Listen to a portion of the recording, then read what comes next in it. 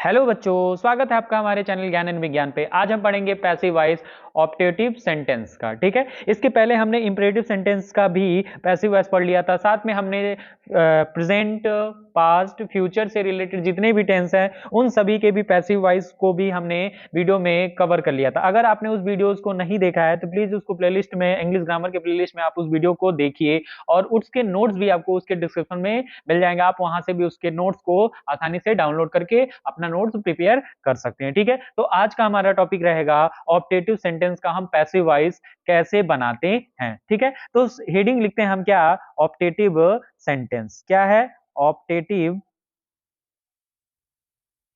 Optative sentence. ठीक है, optative sentence ये हमारा सेंटेंस है, ऑप्टेटिव सेंटेंस। तो पहले हम समझ लेते हैं कि ऑप्टेटिव होता क्या है। ठीक है, अगर हम उसको ऑप्टेटिव को समझ लेंगे तब हम आसानी से बना देंगे कि हाँ कैसे हम उसको एक्टिव टू पैसिव वॉइस बनाएंगे। ठीक है, तो सबसे पहले हम देखते हैं कि ऑप्टेटिव सेंटेंस होता क्या है, किसे कहते हैं। अगर कोई पूछ दे तो हमें ये तो पता होना चाहिए कि ऑप्टेटिव सेंटेंस कहते किसे। तो देखिए, इस तरह के जो भी सेंटेंस होते हैं, ऐसे सेंटेंस में हम किसी भी गॉड से या ईश्वर से, भगवान से प्रार्थना करते हैं। ठीक है, तो उस सेंटेंस में हमें ऐसा फील आएगा कि वो सेंटेंस ये बता रहा होगा कि हम किसी ईश्वर से प्रार्थना कर रहे हैं। वो ऐसा भाव प्रकट करेगा। जैसे यानी इसमें हमारी क्या पहचान होगी कि उस वाक्य में यानी उस सेंटेंस में क्या दिखेगा, उस सेंटेंस में हमें क्या दिखेगा। तो उस सेंटेंस में हमें क्या होगा, ईश्वर से प्रार्थना, ईश्वर से प्रार्थना, प्रार्थना। ठीक है, या इच्छा, कोई भी इच्छा, अभिलाषा, कुछ भी कहिए, इच्छा या अभिलाषा। ठीक है, अभिलाषा। ठीक है, इच्छा या अभिलाषा प्रकट हो रही होगी, यानी प्रार्थना का मतलब प्रे। ठीक है, यानी इच्छा का मतलब विशेष। ठीक है, कोई विशेष। ठीक है, ये चीजें हमारे उसमें दिख रहा होगा। ठीक है, तो ऐसे जो सेंटेंस होंगे वो सेंटेंस हमारे क्या कहलाएंगे, ऑप्टेटिव सेंटेंस कहलाएंगे। ये तो इसकी पहचान होगी। जैसे अगर बात करें, एक सेंटेंस हम लिखते हैं फिर और अच्छे से हमें समझ आएगा कि ऑप्टेटिव सेंटेंस है क्या। जैसे एक हिंदी और इंग्लिश दोनों हम लिखते हैं। जैसे हम लिखे, ईश्वर करे, ईश्वर करें, या इसको ऐसे लिखें, ईश्वर तुमको सफलता प्रदान करें। मान लीजिए ऐसे मैंने लिख दिया, सफलता प्रदान करें, ईश्वर तुमको सफलता प्रदान करे। मैंने एक सेंटेंस लिख दिया। ठीक है, तो ये पता चल गया और लास्ट में हमारा ये क्वेश्चन, वो एक्सक्लेमेशन मार्क रहेगा। ठीक है, तो ये हमारा सेंटेंस हो गया कि ईश्वर तुमको सफलता प्रदान करे। तो इसमें हम देखेंगे कि ईश्वर से क्या की जा रही है, प्रार्थना की जा रही है, या उस व्यक्ति की इच्छा है कि सामने वाला क्या हो जाए, सफल हो जाए। ठीक है, अब अगर हम इसको इंग्लिश में ट्रांसलेट करेंगे तो ये भी हम देख लेते हैं इसका इंग्लिश में ट्रांसलेशन क्या दिखेगा। देखिए, जब हम इंग्लिश में इसका ट्रांसलेट करेंगे तो क्या लिखेंगे, मे गॉड ग्रांट यू क्या, सफलता यानी सक्सेस। ठीक है, ये हमारा सेंटेंस हो गया। तो हम इसमें देखेंगे क्या हो रहा है, ईश्वर से प्रार्थना या प्रे या विशेष दिखाई जा रही है। ठीक है, इसमें पता चलता है। इस तरह से हम कह देंगे कि ये ऑप्टेटिव सेंटेंस है। अब देखिए, ऑप्टेटिव की दूसरी पहचान होती है कि सबसे पहली पहचान क्या हमने देख लिया कि ईश्वर की प्रार्थना की जाती, उसमें हम इस सेंटेंस में हमें क्या दिखने को मिलेगा, हमें उस सेंटेंस में ईश्वर से प्रार्थना या इच्छा या कुछ अभिलाषा ये सभी देखने को मिलेगा, यानी विशेष और प्रे देखने को मिल सकता है। ठीक है, दूसरी चीज है इसकी पहचान, अगर कोई सेंटेंस ऑप्टेटिव सेंटेंस है तो वो स्टार्टिंग हो रहा होगा किस सेंटेंस से, वो स्टार्ट हो रहा होगा मे से। किससे? मे से। मे से उसकी स्टार्टिंग हो रही होगी, उस वाक्य की जो स्टार्टिंग हो रही है, स्टार्टिंग ऑफ द सेंटेंस किससे हो रहा होगा, मे से। ठीक है, जो ऑप्टेटिव सेंटेंस होगा वो स्टार्टिंग हो रहा होगा मे वर्ड से। ठीक है, अब दूसरी एक और पहचान क्या हो सकती है कि इस वाक्य के जो अंत में हमारा क्या होगा, एक्सप्लेनेशन मार्क रहेगा। ठीक है, इसको हम एक्सप्लेनेशन मार्क कहते हैं। तो देखिए, एक्सप्लेनेशन मार्क क्या होगा, तीसरी हेडिंग लिखते हैं, इसकी तीसरी पॉइंट्स क्या रहेगा कि इसके लास्ट में एक्सप्लेनेशन मार्क रहेगा। ठीक है, तो देखिए,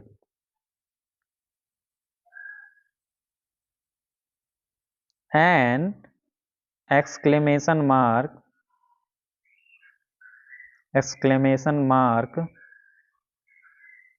मार्क कौन सा है ये, comes at the end of the sentence, at the end of the sentence या दीज सेंटेंस, ठीक है, दीज सेंटेंसेज, ठीक है। तो आप यहां देखेंगे कि ये मे से स्टार्ट हो रहा है, इसमें हमारी क्या ईश्वर से प्रार्थना की जा रही है, और साथ में हमारा क्या है कि हम उस सेंटेंस में यानी ईश्वर से प्रार्थना में आ रहा है, और दूसरा क्या आ रहा है, हमारा एक्सप्लेनेशन मार्क आ रहा है। तो इस तरह से हम कह देंगे कि ऑप्टेटिव सेंटेंस हो गया। तो हमने देख लिया, एक और ऑप्टेटिव सेंटेंस का एग्जांपल लिख लेते हैं, फिर हमें अच्छे से, जैसे अगर हम एक लिखें कि ईश्वर इस पापी को क्षमा करें, पापी को क्षमा करें, ठीक है, ये सेंटेंस है। अगर हम इसको बनाएंगे तो क्या बनाएंगे, तो देखिए, मे गॉड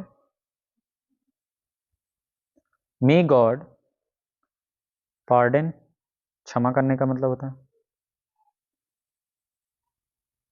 दिस सीन, सीनर मतलब पापी, सीन का मतलब पाप होता है, ठीक है, तो सीनर, ये हमारा हो जाएगा। तो इस तरह से हम, और लास्ट में हमारा एक्सप्लेनेशन मार्क, ये हमारा हो गया ऑप्टेटिव सेंटेंस। तो अब हमने देख लिया कि ऑप्टेटिव सेंटेंस होता क्या, अब हम आसानी से इन ऑप्टेटिव सेंटेंस को पैसिव में कन्वर्ट कर देंगे, ठीक है। तो ऑप्टेटिव हमने जान लिया, अब हम इन ऑप्टेटिव सेंटेंसेस को पैसिव में कैसे कन्वर्ट करते हैं ये देखेंगे, ठीक है। तो हम लिखेंगे क्या, हेडिंग पैसिव,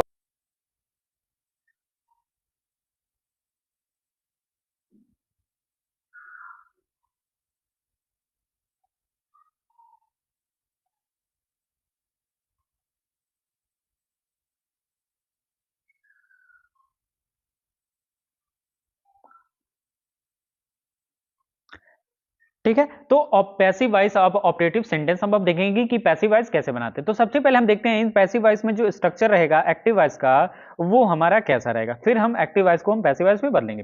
तो देखिए, सबसे पहले पहचान हमारी क्या होगी कि मे तो रहेगा वर्ड में, ठीक है।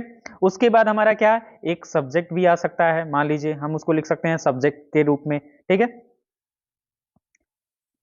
जैसे हम सब्जेक्ट लिख सकते हैं, ठीक है। उसके बाद हमारा वर्ब रहेगा, यानी मेन वर्ब रहेगा, मेन वर्ब, ठीक है। उसके बाद हमारा ऑब्जेक्ट रहेगा, ठीक है, ये हमारा फॉर्म रहेगा। जब हम इसको पैसिव में बनाएंगे तो पैसिव में कैसे बनाएंगे, तो देखिए, पैसिव में जब हम बनाएंगे तो देखते हैं कैसे बनाते हैं। तो देखिए, जब हम इसको पैसिव में लिखेंगे तो क्या लिखेंगे, मे, ठीक है, मे हम वर्ड जोड़ेंगे, फिर हम वो सब्जेक्ट लिखेंगे,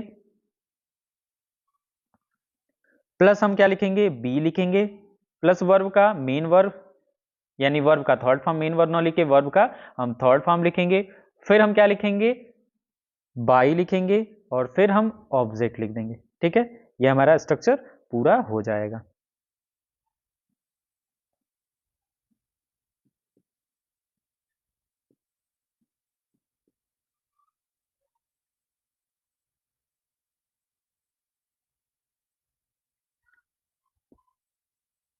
अब देखिए, अब हम क्या करते हैं, इसके बाद हम क्या लिखेंगे, अब देखिए हम क्या करते हैं कि कुछ हम सेंटेंस बनाते हैं और इसमें वही फॉर्म रहेगा कि हम यहाँ पे अगर ऑब्जेक्ट लिख दें तो ज्यादा सुटेबल रहेगा, ठीक है, ऑब्जेक्ट अगर लिख दें तो ज्यादा सुटेबल रहेगा। देखिए, तो यहाँ ऑब्जेक्ट लिख लेते हैं, सबसे अच्छा रहेगा क्योंकि हमने पढ़ रखा है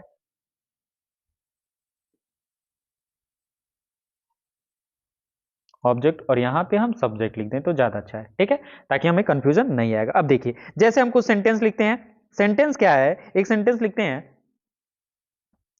एग्जाम्पल में एक सेंटेंस लिखते हैं, फिर हम अच्छे से समझ जाएंगे। देख, जैसे एक सेंटेंस लिखते हैं, black colour, may God, may God bless, may God bless you, ठीक है, मे गॉड ब्लेस यू, ठीक है, ऐसा मैंने लिख लिया। अब जब हम इसको बनाएंगे तो क्या बनाएंगे, तो देखिए, मे तो पहले लिखेंगे, मे, उसके बाद क्या लिखेंगे, यू, सही से यू बना दिया, मे यू, उसके बाद बी ब्लेस्ड, बी ब्लेस्ड और फिर बाई गॉड, ठीक है, may you be blessed by God, ये हमारा सेंटेंस हो जाएगा। एक और सेंटेंस देख लेते हैं, अच्छे से हम समझ जाएंगे। दूसरा सेंटेंस देख लेते हैं क्या रहेगा। जैसे एक और सेंटेंस लिखे हम, may God grant you a long life, may God grant you a long life, ठीक है। तो जब इसको हम बनाएंगे पैसिव में तो क्या बनाएंगे, तो देखिए जब इसको हम पैसिव बनाएंगे तो क्या लिखेंगे, पहले मे, ठीक है, उसके बाद यू लिख देंगे, बी ग्रांटेड, वर्ड का थर्ड फॉर्म ग्रांटेड, फिर और लॉन्ग लाइफ, और किसके द्वारा, by the God, by God, और हमेशा जी को कैपिटल से लिखते हैं, ठीक है, ये चीजें याद रखे रहिएगा। उसके बाद एक और सेंटेंस लिख लेते हैं थर्ड। जैसे एक सेंटेंस है हमारा क्या, जैसे may India, may India win the test series,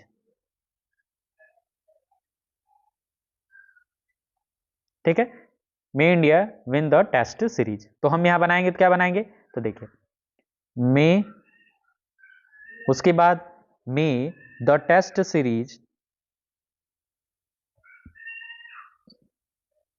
test series be won, we won by India, ठीक है, ये हमारा हो जाएगा। इस तरह से हमने बना लिया। कुछ और सेंटेंसेस के हम प्रैक्टिस करेंगे और आसानी से उनको करते चलेंगे, ठीक है। तो अगला कुछ और सेंटेंस लिख लेते हैं। जैसे फोर्थ लिख सकते हैं हम क्या, फोर्थ सेंटेंस लिखते हैं हम।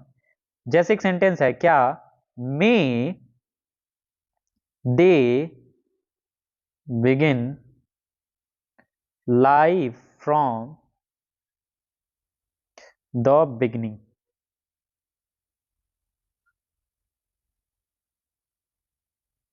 बिगिनिंग, ठीक है। देखिए यहां एक चीज छूट रहा है,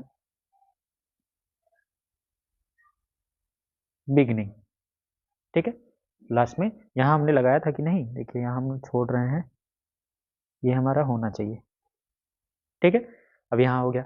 अब जब हम इसको पैसिव बनाएंगे तो क्या लिखेंगे, तो देखिए जब इसको पैसिव बनाएंगे तो लिखेंगे सबसे पहले मे, तो लिखते ही हैं मे, उसके बाद हम क्या लिखेंगे, life, may life from the beginning, ये पूरा लिख देंगे सेंटेंस, फ्रॉम द बिगनिंग। यहाँ कंफ्यूजन बार बार बच्चों को होगा, जैसे बिगनिंग, बिगनिंग, ठीक है। उसके बाद हम क्या लिखेंगे, बी बिगन, ठीक है, बिगन बाई किसके द्वारा, दे का क्या होता है, फिर वही पुराना रूल, दे का देम, ये हमारा इस तरह से सेंटेंस बन जाएगा। तो इस तरह से हमने देख लिया। कुछ और भी सेंटेंसेस हम देख लेते हैं ताकि हम और प्रैक्टिस कर लेंगे। ये छोटा सा टॉपिक है, अभी जस्ट खत्म हो जाएगा, बट हम और प्रैक्टिस कर लेते हैं इनके कुछ और सेंटेंसेस लिख के। देखिए जैसे कुछ और सेंटेंस लिखते हैं, हमारा क्या होगा, जैसे फिफ्थ का एक और सेंटेंस लिखा जाता है, जैसे may we maintain, may we maintain the system, the system, ठीक है, may we maintain the system. तो देखिए जब हम इसको कन्वर्ट करेंगे तो क्या करेंगे, तो देखिए सबसे पहले हम मे लिखते हैं तो मे लिख देंगे, मे लिख देंगे, उसके बाद द सिस्टम है हमारा ऑब्जेक्ट, तो सब्जेक्ट की जगह पे आ जाएगा सिस्टम, ठीक है। उसके बाद हम क्या लिख देंगे, बी, फिर मेंटेन्ड, मेंटेन का थर्ड फॉर्म मेंटेन्ड, उसके बाद हम क्या लिखेंगे, बाई, वी है तो वी का क्या होता है ऑब्जेक्टिव केस, बाई अस, ठीक है। तो ये हमारा सेंटेंसेस हो गए, ठीक है। आसानी से हमने इन सेंटेंसेस को कर लिया। अब हमारे पास कुछ और भी सेंटेंसेस है जो आपके होमवर्क के लिए रहेगा, आप उसको जरूर बताइएगा कमेंट्स में उन सभी सेंटेंसेस को, ठीक है। तो उन सेंटेंसेस को हम यहां लिख देते हैं होमवर्क के रूप में, आप उनको जरूर करिएगा, ठीक है। जैसे हम उन सेंटेंसेस को आप जरूर लिखिएगा कि उनके सेंटेंसेस को होमवर्क कैसे होंगे। देखिए जैसे हम लिखते हैं यहाँ पे, जैसे हम यहाँ लिखते हैं कि यहाँ हम लिख देते हैं होमवर्क, ठीक है, होमवर्क रहेगा, कुछ आप सेंटेंस हम दे रहे हैं, आप उनको जरूर बनाइएगा, प्रैक्टिस करिएगा। जैसे हम लिख दें क्या, मे she get strength,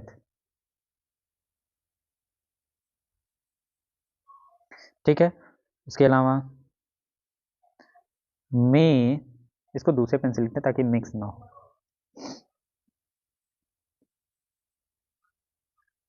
may God make you well, ठीक है, ये हमारा सेंटेंस है।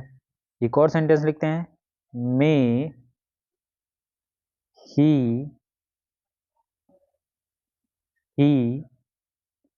अर्न लॉट ऑफ मनी, ठीक है। एक और सेंटेंस लिख लेते हैं होमवर्क के लिए, मे, फोर्थ है, may you finish the job. एक और सेंटेंस लिख लेते हैं, बहुत सारे हम सेंटेंस दे देंगे, आप इसको जरूर करिएगा होमवर्क के रूप में। मे